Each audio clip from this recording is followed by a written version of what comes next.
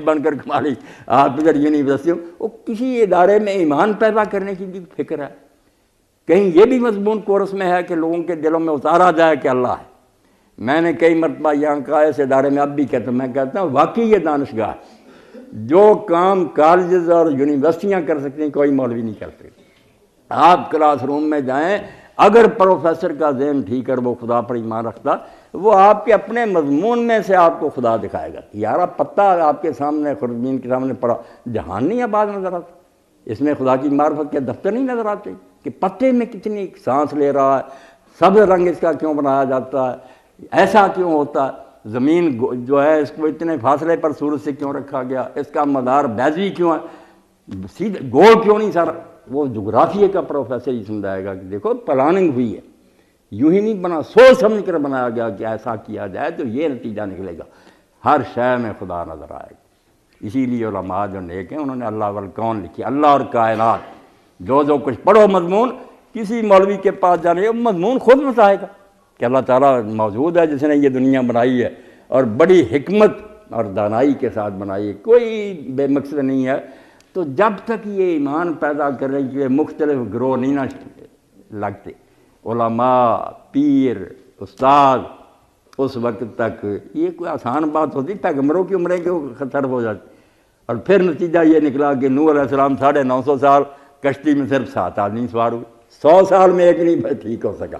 انسانوں کو ٹھیک کرنا کوئی مذاق ہے؟ یہ کوئی مشین تو نہیں کہ پیچکس سے اس کو کس دیا جائے، دل میں پیدا کرنا ہے کہ یہ یقین کرے کہ میرا خدا مجھے دیکھ رہا۔ اس کے لیے بڑے ایمان کی ضرورت ہے، بیان کرنے والے میں ایمان ہونا چاہیے کہ لوگ اس کے پاس بیٹھیں تو انہیں خوشبو آئے کہ واقعی یہ شخص یار اللہ کو مانتا ہے۔ اس کی گفتگو نا علامہ اقبال رحمۃ اللہ علیہ اسی لیے فرماتے ہیں نا، ہر لحظہ ہے مومن کی نئی شان نئی آن، گفتار میں کردار میں اللہ کی برہان۔ وہ بات کرتا ہے تب کیریکٹر اس کا وہ خود دلیل ہوتا ہے کہ یہ اللہ کو مان رہا، ہر چیز میں پتہ چلتا ہے کہ اللہ کو ماننے والے یار ایسا ہی کر سکتے۔ جو باتیں کچھ کرے کچھ، پھر لوگ کیا اثر لیں گے؟ ہاں پھر تو یہ ہے کہ ایک بچہ کسی مولوی صاحب کے پاس گیا، معاذ اللہ، اس نے دیکھا کہ یار یہ جو کچھ کرتا کام تو بالکل اس کے الٹ کرتا، تو دین سے کروڑوں میل دور ہو جائے گا، لعنت بھیجو ایسے دین پر۔ تو پہلے کرنے کا کام یہ ہے کہ امت کے اندر ایمان کی تجدید کی جائے علوم کے ذریعہ، صرف زبانی نہیں کہ اللہ، میں تو کہتا ہوں آپ لوگ جو پڑھے لکھے ہیں آپ کا کام ہے فلسفیوں کا، دانشوروں کا، کہ اپنے علوم کی برکت سے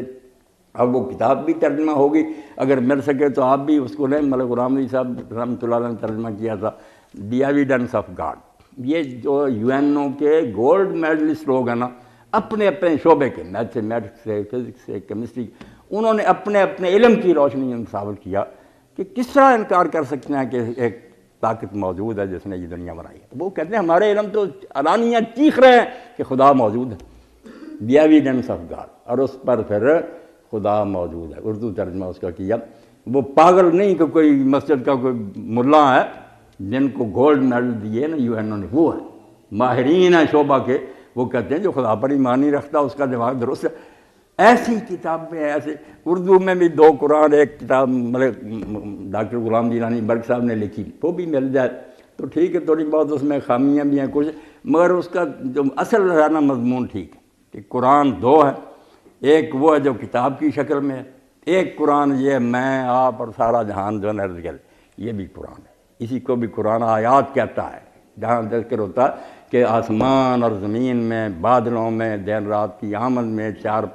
آیات، آیتیں ہیں، وہ قرآن کی آیتیں ہیں، یہ پھیلی ہوئی آیتیں، نشانیاں، ان کو آپ پڑھیں گے غور سے بالکل اللہ ملتا چلا جائے گا۔ وعلیکم السلام ورحمۃ۔ جو ہیں تو اس سے مختلف لیکن رکھنا چاہوں۔ پہلا میرا سوال ہے مولانا صاحب، مدعا کیا ہے اور کیا یہ شرعی طور پر جائز ہے یا ناجائز ہے؟ اور دوسرا سوال یہ ہے تقدیر اور تدبیر میں کیا فرق ہے، اس پر تھوڑی سی روشنی ڈالیں۔ اور تیسرا میرا سوال ہے کیا یزید بن معاویہ نے قسطنطنیہ کی جنگ میں شرکت کی تھی یا نہیں کی تھی؟ ان میں سے ایک سوال جو ہے نا وہی کام کا، باقی جو ہے نا وہ بیٹا اس مجلس کے لائق نہیں، نہ کسی کو ان کی ضرورت ہے، وہ آپ سمجھنا چاہیں بے شک ملے مجھ سے کھلے دل سے اس بارے میں بات کر لے، مدعا کی اب یہاں بیان کرنے کی کیا ضرورت ہے؟ اور اسی طرح یزید ابن معاویہ کا تذکرہ جو ہے اس کا کیا فائدہ؟ ایک بات تقدیر تدبیر کی ٹھیک ہے، دین کی بنیاد سے اس کا تعلق ہے کہ دین اس پر زور دیتا، دین ہی نہیں دیتا، اب تو آپ کے ڈی این اے بھی دینے لگے نا کہ تقدیر ہے، ڈی این اے جو ہے اس سے بتا دیتے ہیں کہ یہ کیا کرے گا، اور اس کے جرثومیں جو اس سے اشارہ اس کو بنا دیتے ہیں پورا زندگی کا حساب کہ یہ شخص ایسے کردار کا حامل ہوگا۔ تو اس لیے اب تقدیر کوئی ایسی بات نہیں رہی جو صرف دین بتاتا، ہر علم دعائی دے رہا ہے کہ شروع سے ہی نا اللہ تعالیٰ نے انسان کے بارے میں طے کیا کہ یہ کیا کرے گا، یہ کیا نہیں کرے گا، مگر وہ طے کرنا جو ہے اس میں یہ ہے کہ اپنے اختیار سے کرے گا۔ صرف یہ جملہ بڑھانے کی ضرورت ہے کہ انسان کی حد تک اور جنات کی حد تک بات یہ ہے کہ یہ سورج چاند ستاروں کی طرح جکڑے ہوئے نہیں کہ ان کو کرنا پڑے گا، ایسا نہیں۔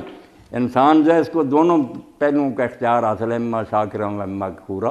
شکر گزار بنے یا نہ شکرا، من شاء فلیؤمن ومن شاء فلیکفر، جو چاہے مومن بنے جو چاہے کافر بنے، بالکل فری ہینڈ دی اللہ نے، راستے پر کھڑا کر دیا، دونوں میں سے جدھر جانا چاہے جا سکتا، کوئی اللہ نہیں روکتا، کوئی تقدیر رکاوٹ نہیں بنتی، مگر جو کرے گا یہ اختیار، یہ اللہ کے علم کا کمال ہے کہ وہ پیشگی جانتا، ہمیں بعد میں پتہ چلے گا کہ اس نے یہ کام کیا، وہ پہلے جانتا کہ یہ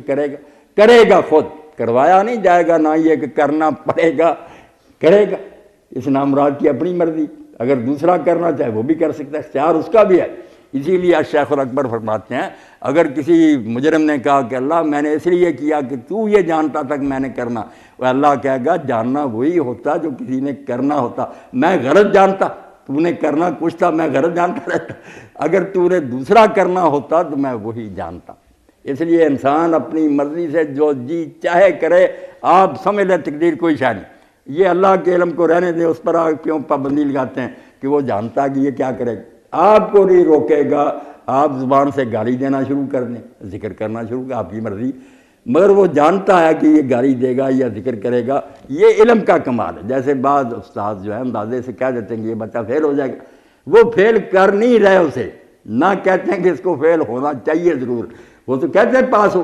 مگر جب وہ نہیں پڑھتا تو اندازے سے کہہ دیتے ہیں کہ یہ فیل ہو جائے گا۔ اگر وہ ہو جائے اور انہوں نے کسی ڈائری پر لکھا بھی ہو تو وہ بعد میں کہے استاد صاحب نے ڈائری میں لکھ دیا تھا اس لیے میں فیل ہوا، نہیں، فیل تم اپنی نالائکی سے ہوئے ہو، استاد کے علم کا یہ کمال ہے کہ وہ پیشگی سمجھ گیا تھا۔ تو اللہ کا علم جو ہے اس کو تقدیر کہتے ہیں، جو کہتے ہیں لکھا ہوا، لکھے کے بارے میں نے خطبہ دیا، لکھا بدلتا رہتا، جس کے علم سے خدا نے لکھا اسی سے مٹاتا رہتا ہے، یم اللہ ما یشاء یثبت۔ لکھا ہے کہ صدیقی صاحب 60 سال پر مر جائیں گے، صدیقی صاحب نے صدقہ کیا، دعائیں کی، ماں باپ سے نیک سلوک کیا، وہ سب قرآن و حدیث میں آتا کہ ایسا کرو گے تو عمر بڑھ جائے گی، دوسری طرف آتا کہ یہ کرو گے تو کم ہو جائے گی، اس لیے وہ کینسلیشن ہوتی رہتی ہے۔ حکم دیا 60 سال کا،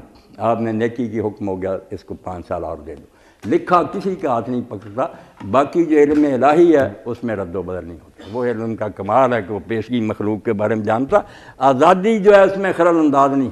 بالکل ہر شخص کو جو آزادی دی ہے وہ اپنی مرضی سے نیکی بدی کرے گا، اس کا حساب دینا پڑے گا اسے۔ جی مولانا صاحب، آپ نے گفتگو کے آغاز میں جمعے کا ذکر کیا، اس جمعے کی انسٹیٹیوشن کو رشد و ہدایت کے لیے اس کا مقام واپس دلانا یہ کیسے ممکن ہے، اس پر روشنی ڈالیں۔ بس میں تو جو ڈاکٹر صاحب کہہ رہا ہوں یہی ہے کہ پہلے آپ یہ احساس پیدا کریں۔ اب ہوا یہ ہے کہ ہم سارے بیماری کو تو دیکھ رہے ہیں کہ مریض ہو گئی امت، مگر یہ سوچنی ہوئی کیوں؟ کارواں کے دل سے احساس زیان جاتا رہا، یہ احساس پیدا ہو جائے نا، اور کچھ سوچنے والے سوچنے لگے اور اس کے علاج کی فکر کریں، ساری دنیا نہیں پہلے ٹھیک ہوتی۔ کچھ لوگ جب اس کام پر لگ جاتے ہیں وہ دوسروں کو متاثر کرتے ہیں، ان کے اندر ایک لگن پیدا ہو جاتی ہے، وہ چین سے نہیں بیٹھ سکتے کہ امت برباد ہو رہی ہے، میرے رسول کا نام لینے والے ذلیل ہو رہا ہے، ان کا کچھ علاج کیا جائے۔ تو اب خطبہ جمعہ جو ہے اس کے لیے سب سے پہلا ظلم جس سے بنا ہوئی وہ تو یہی ہوا کہ جب خلافت ملوکیت میں تبدیل ہوئی، رہے مسلمان ہی، نماز بھی پڑھتے رہے، اب یہ کیا کہ محلوں میں نماز پڑھنی شروع کر دی، مسجد میں جانے سے رک گئے۔ پہلا ظلم بادشاہوں نے یہ کیا کہ نماز پڑھ رہے ہیں مگر جماعت وہیں کرانی شروع کر دی۔ لوگوں کے دل میں خیال پیدا ہو گیا عوام کے کہ اگر یار نماز اتنی اعلیٰ سے ہوتی تو خلیفہ وقت نہ آتا، پہلے آتا تھا، جماعت خود کراتا تھا۔ بے قدری ہونی شروع ہوئی، پھر آہستہ آہستہ چھوٹ ہی گئی، نوبت یہاں تک پہنچی کہ پھر مسجد میں جو ان کو چلانے کے لیے انہوں نے کہا ہمیں یار کوئی دلچسپی نہیں، ہم گورنر جو ہے یہ ڈی سی